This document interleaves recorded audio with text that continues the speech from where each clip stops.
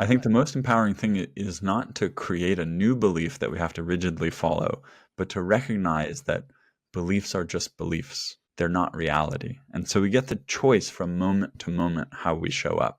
Have you ever seen someone living an amazing life and thought to yourself, how'd they get so lucky? If you are not currently living a life that's on your terms, a life by your design, then this podcast series is for you. This is the More Confidence with Luna Guy podcast. And in this special season, I'm going to be interviewing people who are living a life by design, living a life on their terms. And I'm going to find out once and for all if it is just luck or there's something more going on. Let's dive in. Max, you had a moment of profound spiritual awakening in the backseat of an Uber on the way to the airport. It was your wake up call. Can you tell me about that? Yeah, it's funny hearing it said back to me. Usually I'm the one telling that story. And it's like, it's so mundane and so profound at the same time. So I guess I'll set the context where I was in my life. I was in my late 20s. I was working in an engineering consultancy doing cool work for high level clients, Fortune 100 clients. And I was totally burned out.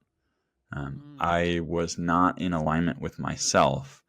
And so that's where I needed the wake up call. And it just so happened that the place it happened was in the back of that Uber. I'd woken up early that morning, was on my way back to the airport after like probably what was already a 14-hour day. And I was determined to go to dance that night because I wasn't going to, screw it. I don't care if I sleep. I'm going to have my personal time, even if I had a long business day. Yeah. And I guess you've shared kind of the overview of it, but what I'll say is the most important part to me was in that Uber, I realized that what I thought was real and what was actually real were two totally different things. The thoughts in my head and the reality that was happening outside my head were not the same thing. And it just cracked me wide open because I was convinced until that moment, as so many people are, that what was in my head was reality and that, oh yeah, I know what's happening and, and I have it all under control. It's like, it's not even that we think it's reality. We're so intertwined with the thoughts that there is no separation. It's like we haven't even thought that potentially it might not be reality. It just is. There's no, oh, is it? Oh yeah, I believe it is. Was that what it's like for you, Max, before that moment of like, it was just complete, I don't even want to say integration, but you called it a spiritual awakening. It's that complete numbness, that complete silence of, there was no separation between your thoughts and reality. There was just you believing that you were everything in that moment, but not from a consciousness point of view. Can you tell me more about your experience of that? Like, how did you know? Yeah, I mean, I think that's precisely it. Was before that moment, I wasn't aware that there was an alternative. I wasn't aware that there was anything outside of my thoughts. I was so deeply immersed inside of that world that it didn't even cross my mind that there was something different.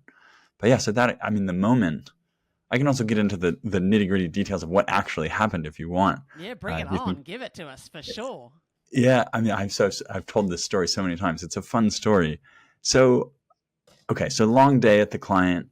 I've established that part. I'm kind of stressed. I'm very stressed, to be honest. And I'm sitting in the back of the Uber, and we're in stop and go traffic. And the driver is taking stop and go very literally.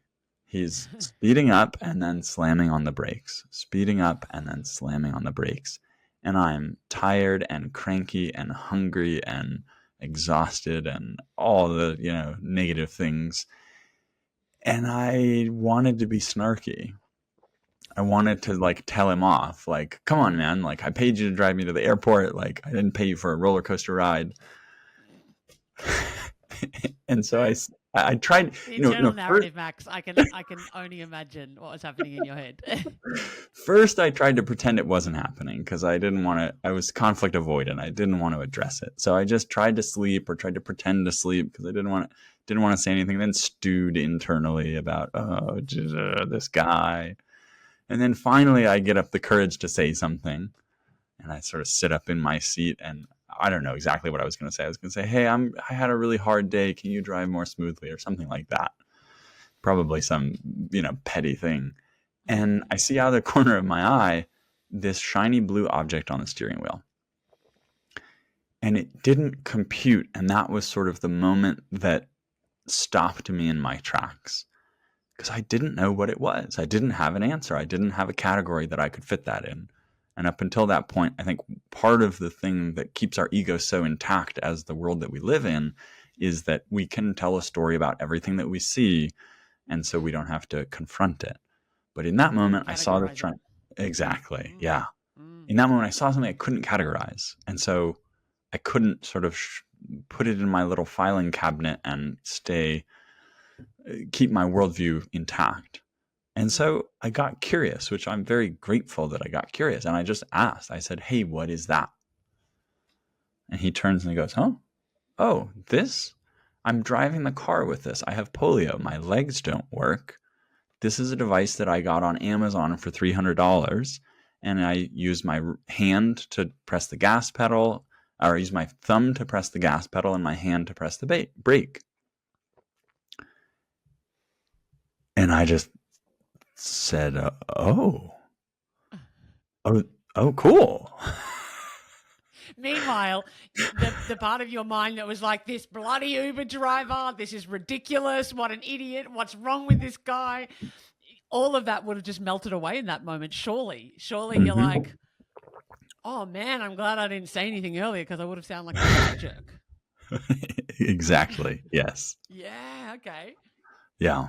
So I shut up for just long enough. My mind quieted for just long enough to have that awakening come through. And so then we had a great conversation. And then the rest of the ride, I didn't think about how is he driving. I just had a conversation with him. He's driving Uber so that he can be a student. He was making good money. I don't know if you can still make good money on Uber, but back then you could make pretty decent money. And he could drive full time, and it was a job that gave him a lot of autonomy, even with his disability.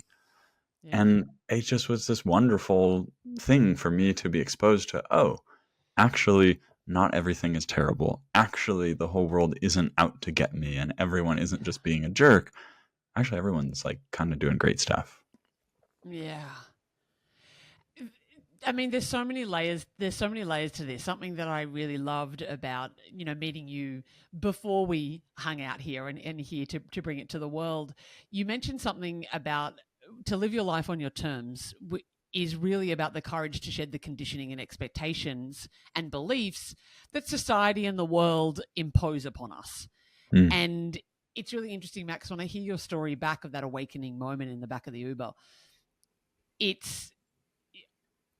I believe that there's a level of free will that comes in this, right? Like, how many Mack trucks do people all over the world get thrown on a daily basis sometimes and still don't have that moment of, hang on a second, something else could be here. Like, there could be an opportunity.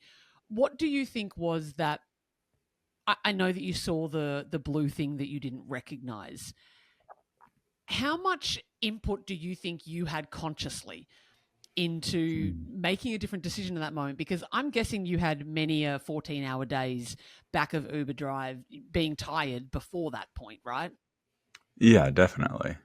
What made that one different?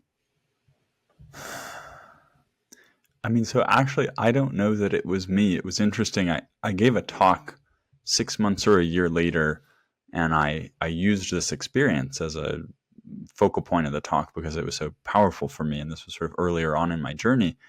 And I went back through and I looked at my Uber history because I wanted to find the driver's name. Yeah. And I'm looking through and I'm looking through and I'm looking through. And I find it. Here's the one. And the driver's name was Om, which is another word for God. Yeah. The sound of the universe. If you're a yogi, it's Om. If you're in a yoga studio, you'll hear Om. It's meant to be the sound of the universe, right? The sound of the universe, divine oneness. And so I had to stop working on my presentation when I realized that, because I was like, this really wasn't about me. This really was an ego shattering, in that it wasn't that I somehow did something different in that moment. It was like the universe said, okay, it's time. Mm. I'm sure it had been speaking with me before that, and I just hadn't been That it listening. does. It just turns the volume up. So And on that fateful day, you did listen. I did It, listen. it, Yeah. the volume was loud enough to get through on that day. You've mentioned ego a couple of times, and Mhm. it's something that I teach really thoroughly in my training around ego. And I think that it gets very misunderstood, especially in spiritual circles. So I'm so Mhm. curious to hear your your thoughts on this, because you're Mhm. trained in neuroplasticity. You can help create change with people very quickly in terms of beliefs and conditioning work. Mhm. I don't often see, Max, and I'll be really frank with you here, I don't often see people who have such deep spiritual experiences coupled with the really human stuff. Mm. And it's part of the reason why I was like, I need to get this guy on my show, because of that very reason. It's the holistic approach of, like, to me, you can't just bypass the ego work. You can't bypass the thoughts and the conditioning and just go to love and light. I don't believe that. And I'm deeply spiritual. I believe in, consciousness and oneness. I just also believe that there is this ego that we have to deal with. Can you tell me and our audience what ego is from your perspective, and what's its purpose? What is it here for? Mm. That's a great question. I mean, I would say ego is the sum total of our conditioning, our knowledge, our personality structures, our belief systems, the ways that we perceive the world. And so ego is a very useful tool. It's the tool that we use for navigating day-to-day life. Mm. Now, if we're not conscious that we're using this tool and the tool is just running out of control, that's sort of where I was in the back of that Uber. That ego was all that I had access to. So I had this program running in my mind, and that was all that was running, and there was no access to a higher level of awareness or to self-awareness. But yeah, ego is all of the things that have been programmed into our subconscious that make up our personality and how we navigate the world when we're on default, which is most of the time, because our brains use a lot of energy. And if we spent every waking moment in a state of pure consciousness where we're navigating things from our conscious self, from our higher self, as opposed to from our ego, our default programming, we'd run out of energy. We'd be exhausted. We'd get, 2 hours worth of things done. So we have this clever system in our humanness that allows us to automate a lot of that, that allows us to automate the way that we have conversations, the way that we do tasks, the way that we interact with the world, the way that we present ourselves. And that, I think, that's what I would call the ego. Um, Mm. yeah. So And what I'll, I'm I'll hearing pause there, there. yeah, it's beautiful. I think that the you and I are so aligned on this. You mentioned the word before, categorizing. When you Hmm. saw the blue thing on the steering wheel, our mind will do that just out of ease, right? Out of simplicity. There's, Mihaly Csikszentmihalyi would say in his book Flow that we get 2 million bits of information a second. That was written in the 90s. And to Hmm. me, I really am curious as to how many millions of bits of information we're actually getting now, considering how saturated we are. Even if Mm. it's just 2 million, we can't possibly process that. So, Hmm. so it's a really clever mechanism, and we categorize. So man equals this, money equals that, podcast equals this. Hmm. It's just a quick reference guide, and it's very helpful. Yet, Max, what happens when the program's, dare I say, buggy? Mm. Like, there's a program that was written when I was a kid that for example, my dad didn't show up to my soccer games ever, so therefore I'm not lovable. Mm. I'm not enough. Hmm. Then that's embedded into the programming. That's what I'm seeing everywhere. When someone doesn't want to go out on a date with me, that's what I categorize. When I don't get the job, that's how I categorize it. Everything that I do, my body, I categorize it as I'm not enough. How do we recognize that there's a bug in the default? A bug in the default programming, or is it true that we're really not enough? Mm. So many good questions and threads to follow on that. I want to follow up on something you said around the 2 million bits of information. I've heard that number too. Let's go with it. I don't know if it's exactly accurate, but let's go with it for a minute. My understanding is that of those 2 million, our brain can only process in a normal waking consciousness 1 in 50,000. So that means if you Yeah, I've were to heard go, seven chunks plus or minus two. So like 7 till 9 chunks kind of. mm, Yeah. yes, Yeah. chunks of working memory. Yeah, I'm Chunks. with you. Yeah. Yeah. Um, Yeah. in terms of bits of information coming at us, our brain can only process. My understanding is, I think it's, I'm forgetting the numbers off the top of my head, so I won't say them. But my understanding is it's 1 in 50,000 of those bits that are coming at us, which is why we categorize, which is why we simplify things. And so the metaphor I like to use is 1 in 50,000. There's about 50,000 seats in Yankee Stadium or a major sporting, major football stadium or soccer stadium, or rugby. I'm imagining some of your listeners will resonate with that. Cricket for the Australians. Cricket, yeah. So there's 50,000 people in a stadium like that. Our brain can't pay attention to all 50,000 of it, so it has to just choose one of them to listen to. And it essentially nominates one of those 50,000 fans to be the spokesperson for all of the people at the sporting event. And what our default programming will do is pick who the spokesperson is. Is it the, kind, gentle person who's there with his family? Or is it the drunk idiot with some big hat on his head who's waving his arms all around? Our default programming, like you said, if your dad didn't show up to your sporting events as a kid repeatedly and you form the belief I'm not lovable, then you're listening to the guy with the body paint that's drunkenly and disorderly. So that's how I think about all that information that's coming out. So we're filtering it. We're then listening to that voice. And what happens is, because that's our spokesperson, so to speak, that's who we start to pay attention to, and that's what we look for. So there's all these other people in the stadium who are telling us different messages. All these other people who are, saying everything under the sun. Some of them are saying good things, some of them are saying not good things, some of them are saying supportive things, some of them are saying unsupportive things. But we're going to listen to and pay attention to the one guy or gal who's telling us that we're not lovable. And so when we go on a date with somebody, the default will be, if they didn't follow up and schedule a second date, it's because I'm not lovable. When we get a job interview and we don't get a second interview, it's because I'm not good enough or I'm not worthwhile. And or to speak whatever to the that program analogy there, Max, it's every single stadium you go into, like metaphorical stadium, the stadium of a workplace, the stadium of your social group, the stadium of the gym, the stadium of the date, you will look for the body painted drunk guy. Mm-hmm. That's what you will continue to see every single stadium that you walk into, Yes. because that was the most, maybe, is it because it's the most predominant voice as a child? What's the reason that we end up clinging to something that, like, when there's so many voices that might be telling us that we're great, why do we listen to the what we would in Australia call a bogan? What would be the whereabouts are you? What country are you in? I'm in the US. You're in the US. So I'm like, what's the, maybe like a bogan might be a redneck? Could be. I'm trying to think Maybe. of Not all rednecks are disorderly. I don't really know. I'm not actually not that big all of a bogans are either, and I'm not. Maybe we don't categorize it all. The overt one that's being negative.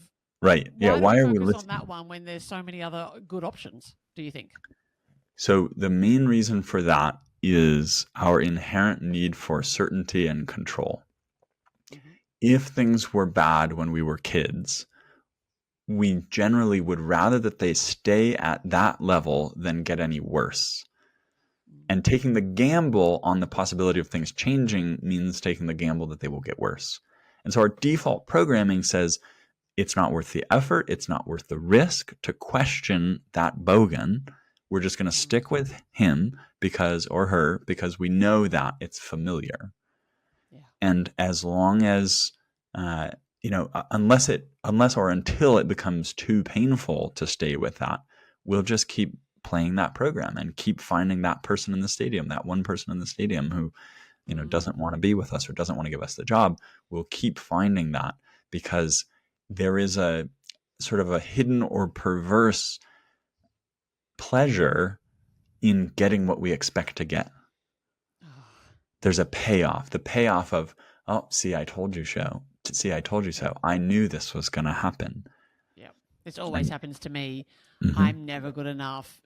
It's confirmation bias, right? It confirms what we already believe. Mm-hmm. And Yeah. that's what I think, that very often when we are in that unconscious autopilot, what many people don't understand is that your brain is quite literally looking for evidence of the belief that you already have.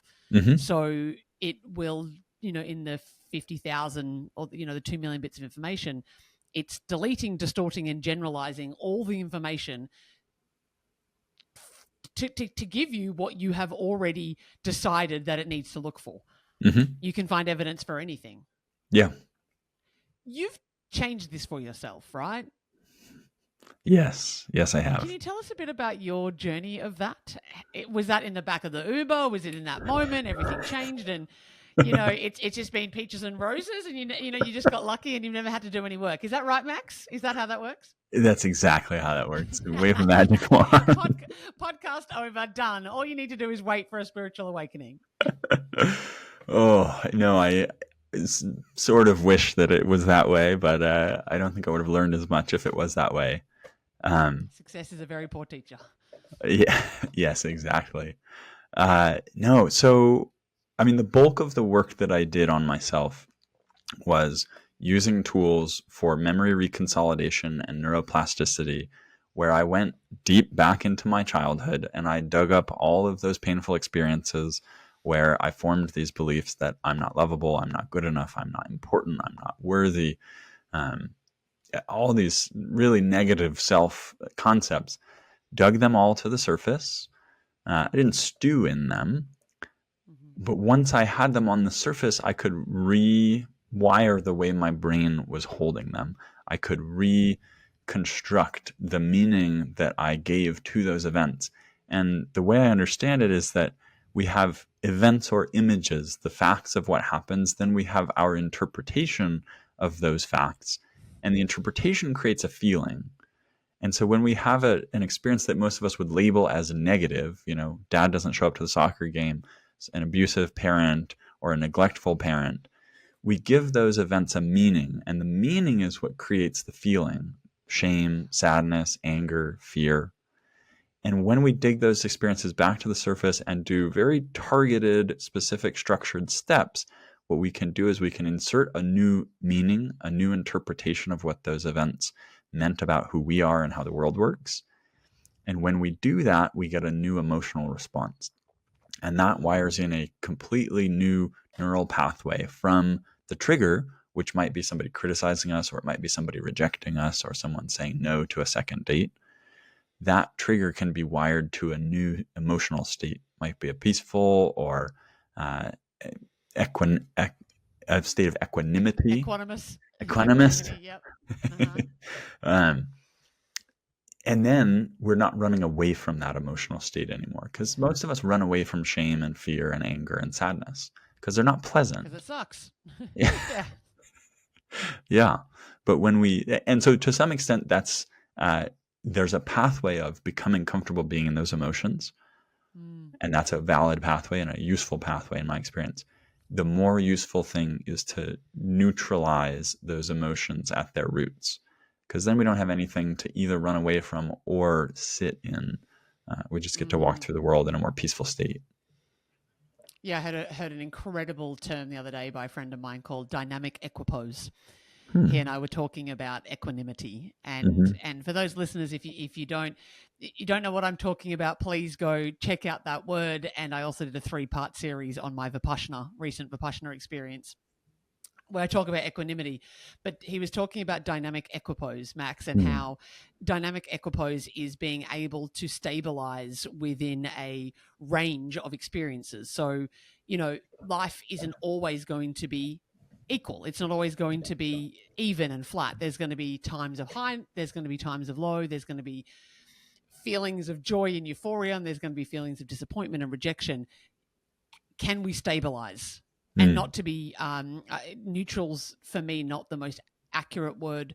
And I loved what he was saying. Like, can we be stable within the ebbs and flows of it? You said something that I really wanted to come back to. because I know that a lot of people that haven't done much belief work, like you just said, and you articulated it so beautifully in terms of going back to, recognizing that an event happened. We processed that event, we categorized it, we placed meaning on it, and that meaning created an emotion. And do that on repeat enough, you're going to get a belief. And you then were talking about going back, digging it up, rewiring it. I'm going to play devil's advocate for a moment. Aren't we just fooling ourselves? Aren't we just pretending? Like, how do we know? Because that's often what people might think, that like, well, you're just lying to yourself. It did happen. Your father doesn't love you. That does mean that you are unworthy. Because a lot of people will resist their own change in that. Mm-hmm. How do we know we're not just kidding ourselves? Yeah. So, great question. I'm going to answer it somewhat circuitously because I think that's what's most useful to the listener. So I don't know that I can say that you were worthy of your father's love or whoever, whatever the example is. That's not necessarily what we're going to challenge in the process. And first, we're going to validate whatever the conclusion was, it made sense. That's why you formed it. Any other kid in that circumstance would have formed that same conclusion. So if someone's out there saying, well, what do you mean? Like, my parents, they didn't give me what I needed. So of course I wasn't good enough. Yeah, I concluded the same thing.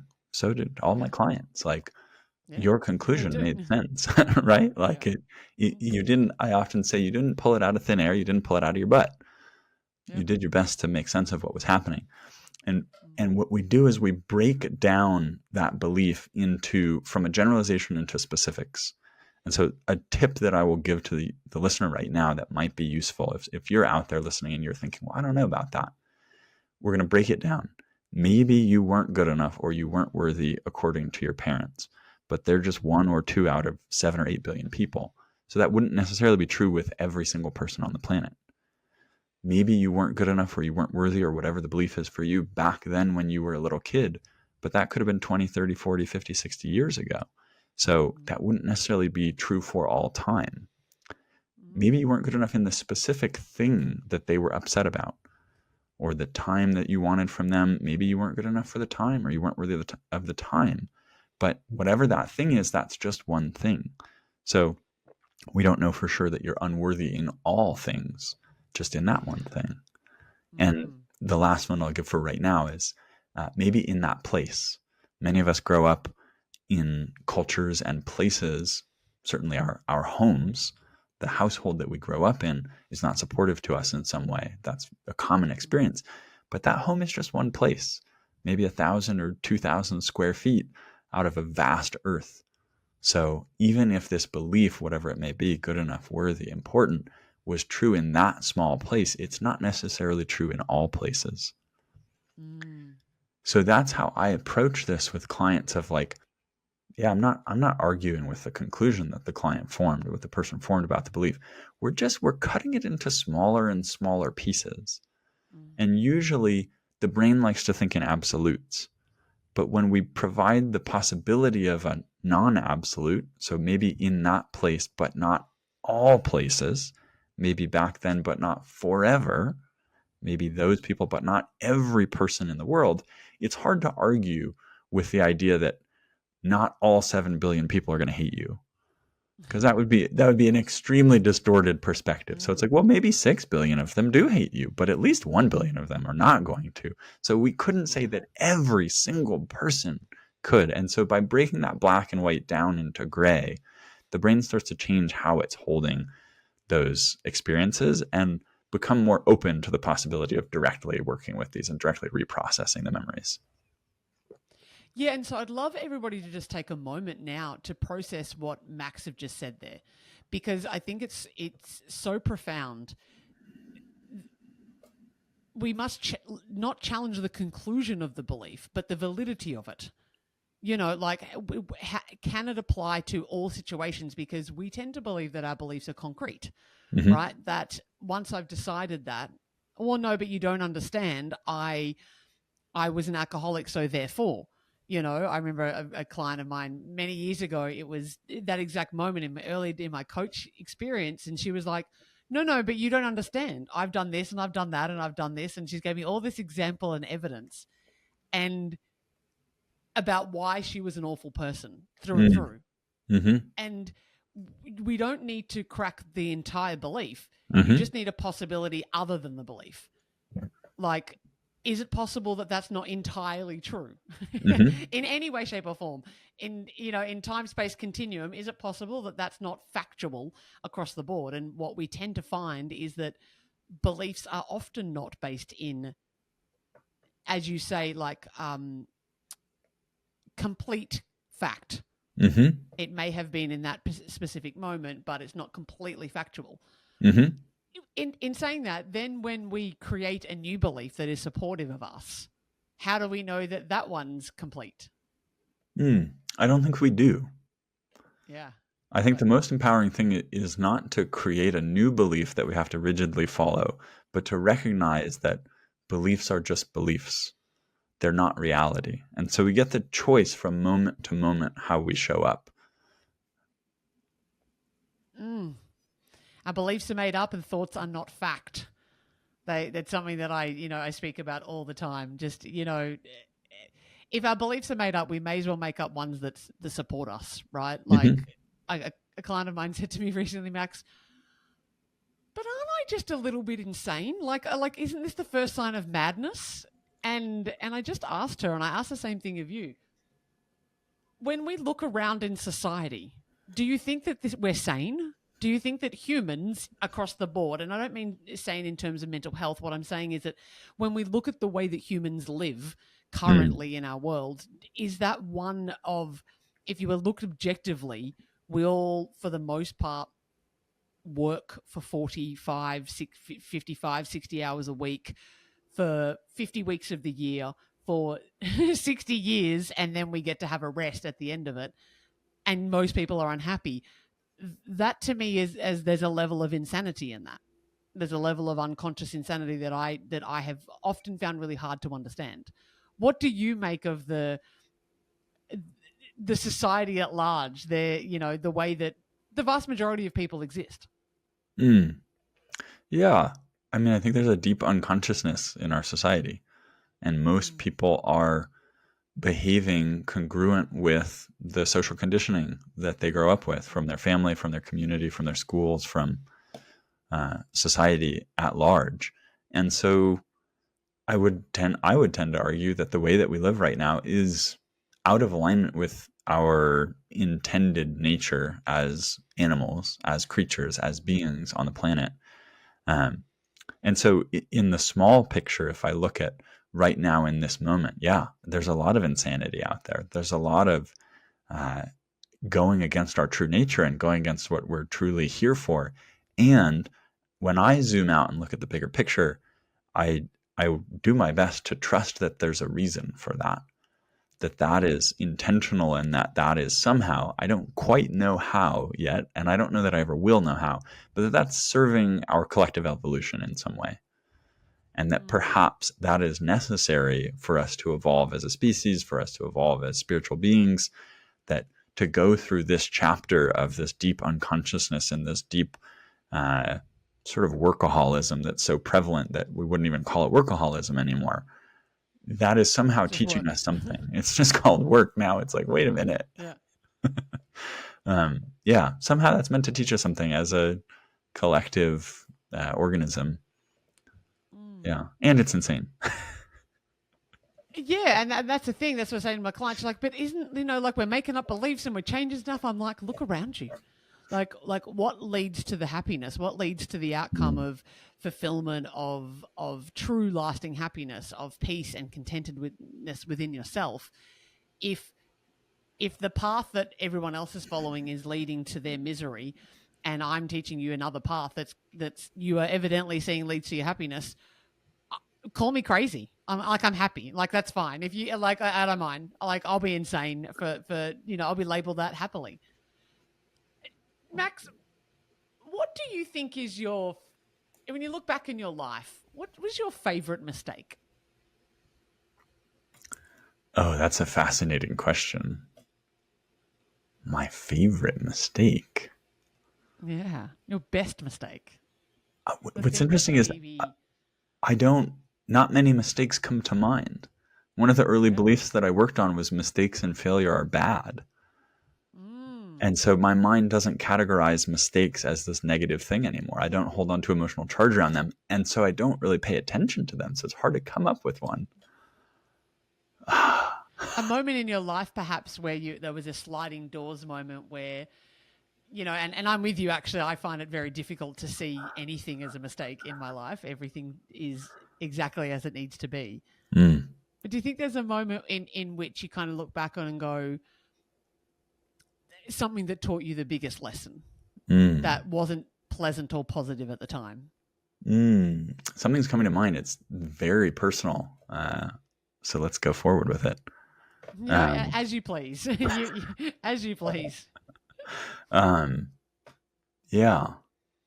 So this was a couple years ago. I was dating a woman in Denver, and we had sort of an open arrangement where the rules of what the openness were, I think, reasonably well defined, but there was a little bit of wiggle. Um, and I stepped outside the relationship in a way that was okay based on the rules that we'd established, but I didn't communicate it. And that was out of integrity. And that was really painful because this woman was willing to show me the impact on her that it had of me not Yeah. being forthcoming with what was going on with me.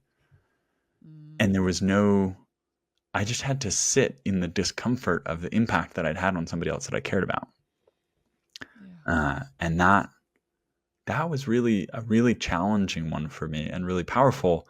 And I remember being in that neighborhood with my brother. My brother came to visit me here in Colorado maybe a year ago or something. And I was in that neighborhood, and it had been a couple of years since I'd seen that woman. And I was driving through the neighborhood and reflecting on everything that I had changed and worked on since then, because that experience was Mm, before I went on what I would call my 18-month war path, where I was just a warrior, a spiritual warrior. Every week, multiple times a week, I was rewiring subconscious beliefs. I was healing my trauma. I don't yeah. recommend that approach to most people. It's not sustainable. No, And agreed. it's what I did. So it was perfect in its own way.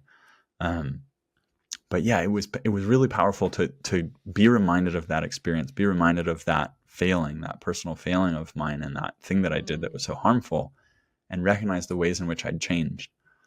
So that's what comes to mind, and I think probably part of the lesson was like I had to look at myself really carefully after that 3 years ago or whenever it was, and go, huh, something's not right here. Um, mm. yeah, and not long after I started really deep diving. So maybe that's the lesson that I needed. Yeah, and thank you so much for sharing that, Max. I can, obviously a deeply personal experience for yourself, and I can see the immense value in it. As painful as it was and it is, or certainly was at the time. Those moments when we are brave enough to face, Hmm.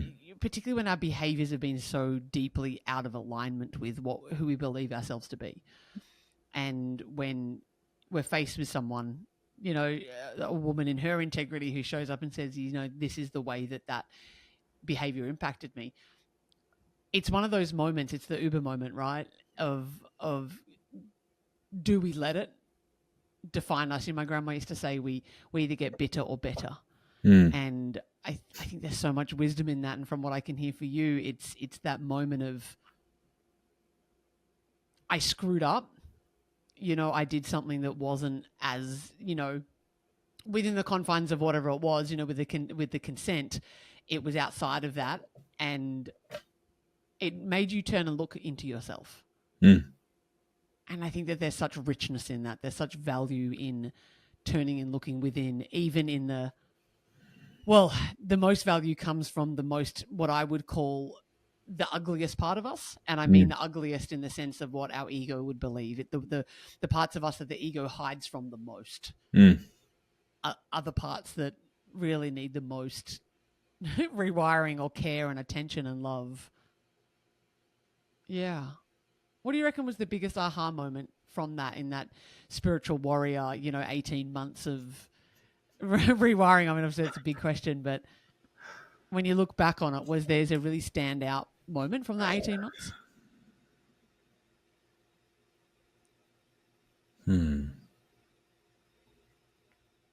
From that period, nothing immediately jumps to mind. What does immediately come to mind is something just from the last 2 weeks, because I'm still in it, right? I'm still on the journey. I did this crusade and did a lot of healing in a short period of time. That doesn't mean that I'm healed, I'm perfect, I'm done, I'm enlightened. Done. I'm still in it, very much so, as I think we all are, and as I imagine I will continue to be for the rest of this lifetime. But what comes to me, there was a profound aha just a couple weeks ago of the difference between providing a service versus providing a space. So in my practice as a coach, providing a service is me doing the work, me having the tools, me having the techniques, the expertise, the specific knowledge.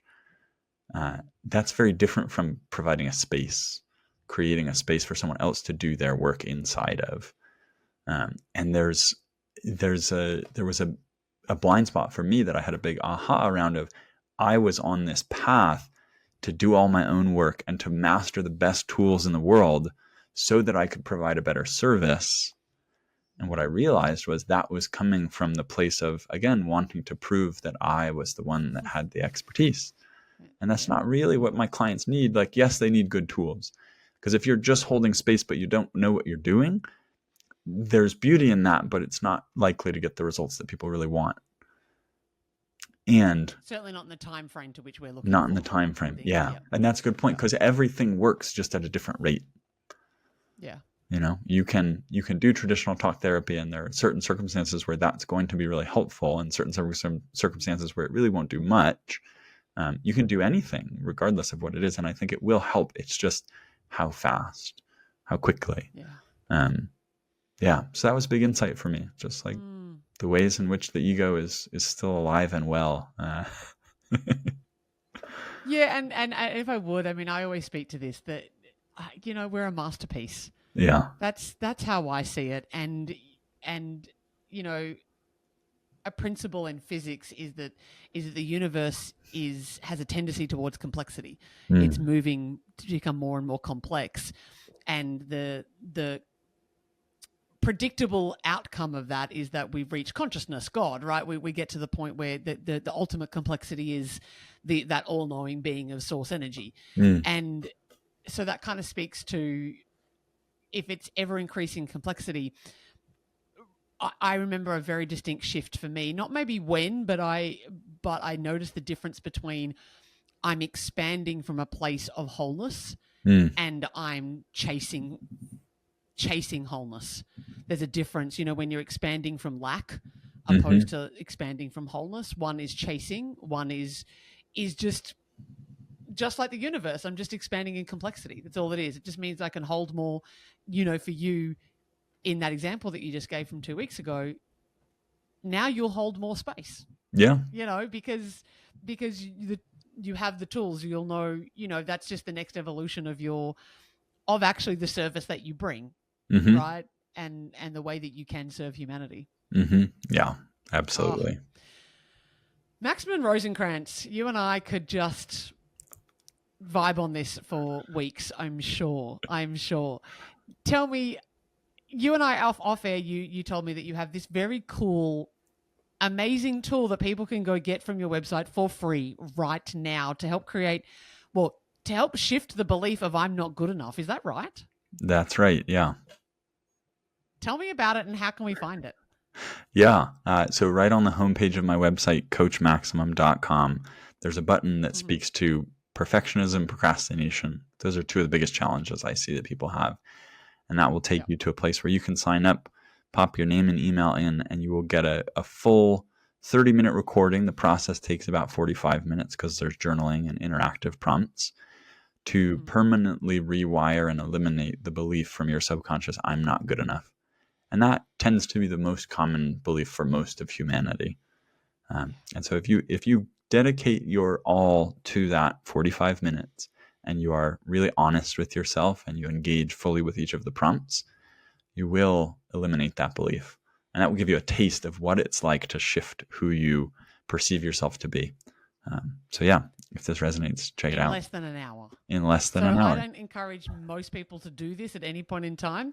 But if everybody just needs to just get out of the app that you're listening to this and go to the website immediately to do the thing, because that is a unbelievable opportunity for everybody to go. I will link it in the show notes, of course. Max, what I love about your journey so much is that intertwining between what I hear, the spiritual and the real. I say real in the terms of the human experience. And, you're a former engineer. So, you do things through the lens of that informed systems, rigorously tested. It's your thinking while being deeply connected to the powers of the universe. And I think that that's such an incredible mix. Just briefly, before we finish up for today's conversation, you have a nonprofit helping youth. Tell me about this. I just love this so much. Rite of Passage. Tell me about it. Yeah. So the organization is Rocky Mountain Rites of Passage, and we run an annual Young Men's Wilderness Rite of Passage here in Boulder, Colorado, at the end of June every summer, and it's related to the work that I do professionally, but not the same. And it really speaks to the need, as I see it in our society, for more embodied masculine men. And masculine means many different things, and it doesn't necessarily need to mean one thing. And my definition doesn't need to be the same as anybody else's. The way I hold it is that as men, as masculine men especially, we have the opportunity in society to usher in a new era. We've been through this massive change in the previous century, and we're in this very complex, very challenging time as a society where there's a lot of unconsciousness, there's a lot of challenge. Communities are very disintegrated at this point, and technology has had this extremely disruptive impact on adults and on how youth are developing. And so this is my and our small way of providing a space for the teens in our community and others, if there's men from other communities who want to get involved and bring their sons or their friends' sons, to go through this threshold from being an adolescent to being a young adult, which is such a challenging and emotionally wrought and just complex time for someone who's 15, 16 years old. And right now, they have TikTok and they have Instagram and they have Snapchat and they have Lime scooters, and they don't really, for the most part, have a space where, one, they can go be in nature and completely disconnect from all technology for 4 days, which is what we have them do. And they don't often have a place where they can drop into a deeper connection with other people their age, other young men their age, and other men, adult men, who are doing their best. We're all imperfect and we're all wonderful in that imperfection. And we all care. So all of the staff that run this are volunteers. We all pay to be a part of it. And what that creates is this container where we might have 50 or 60 people, half of them adults, out in the woods, doing adventures, doing challenges, and getting really real and raw about the challenges that we've faced in life, the emotions that we struggle with, the relationship dynamics that we struggle with, to show the teenagers that, oh no, the adults actually don't have it all figured out, and that's okay. Because in day-to-day life, the adults put on this face that I have everything figured out and you just need to listen to me, and then one day you'll have everything figured out, which leads to people waking up at 30 and going, why don't I have everything figured out? I thought everybody else did. Did I miss the memo? And no. Even in their 20s. Right. Like, oh, I'm 21 and I meant to have my whole life figured out. And well, I'm doing adulting wrong because I feel a little bit lost and I'm waiting for the grown-up to show up. Mm-hmm. Come on. I reckon there's 80-year-olds we're still having that, like, excuse me, where's the adult? Right. Wow, Max. And there's so much value in that. I feel like initiation, it used to be something, and in tribes used to do that. It was, how do we take the adolescent into the adulthood? Mm-hmm. And I see that in society across the board. We've missed that gap now. So men aren't teaching boys how to be men, and women aren't teaching girls how to be women. And and I say how to be just in that sense of exactly what you say. Let's get into the real world and have real experiences, be in the wilderness, connect with our deepest part of ourselves and one another so that we can inform and gather and just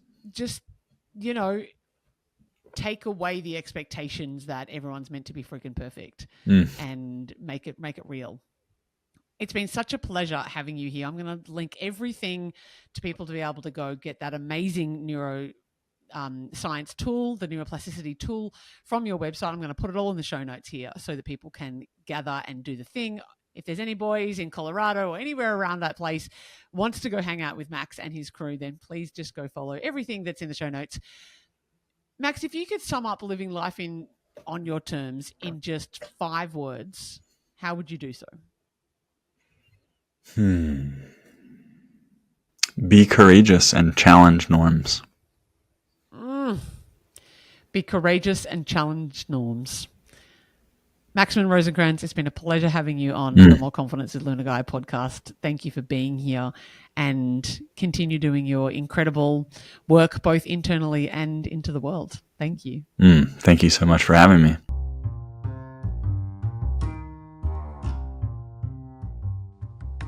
Thank you so much for listening to the More Confidence with Luna Guy podcast. I hope you feel more confident, more self-assured, and ready to go tackle the world's problems and maybe kick ass in some of your dreams. If you haven't already, I would love for you to like and subscribe, follow, and maybe leave a review so that other people know how to find this awesome podcast too. If you're wanting to sink your teeth into something even more juicy, my #1 best-selling book, Perfectly Imperfect, Your Complete Guide to Loving Yourself and Loving Your Body, is now available on all good bookstore sites, both in print, digital, and I narrated it for Audible as well. If you think that coaching or maybe one of my courses is for you, why not head to www.moreconfidence.com.au and get in touch and see if we can talk. And of course, you can find me all across the social medias. That's Facebook, Instagram, TikTok, Twitter, YouTube, which is where you're probably listening now, or maybe even here on the podcast platform.